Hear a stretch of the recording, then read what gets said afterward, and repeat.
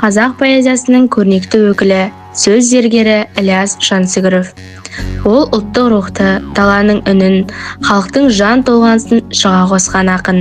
Табиғат пен адам тағдырын аттастыра жырлаған қаламгердің ең шоқтығы биік шығармаларының бірі Күйші поэмасы. Күйші жай ғана шығарма емес. Бұл өнердің құдіреті туралы, күйдің киесі туралы, домбыра үннің адам жанына қалай тербететінін баяндайтын терең туынды. Кең дала, асқақ алатау, желмен тербелген сары бел, сол дала төсінде тағдырдың тәлкегіне түскен бір күйші бар. Ол еркін рухтың иесі, оның қолындағы домбыра қару емес, бірақ одан да күшті.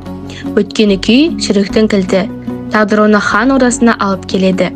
Өктем билік, паң сарай, тәкаппар ханша, бірақ қарапайым күйші ешкімнің алдында бас имейді. Ол тек домбырасымен сөйлейді. Күй тартылған сәтте бүкіл орда тына қалады. Күйде дала үні бар, күйде еркіндік бар, күйде намыс бар. Ханша ашу мен ызаға булығады. Өйткені күйші оның билігінен емес, өнердің биігінен күш алады. Өнер бағынбайды, өнер еркін. Домбыраның қоңыр үні сарай ішін кернеп жүректерді шымырлатады.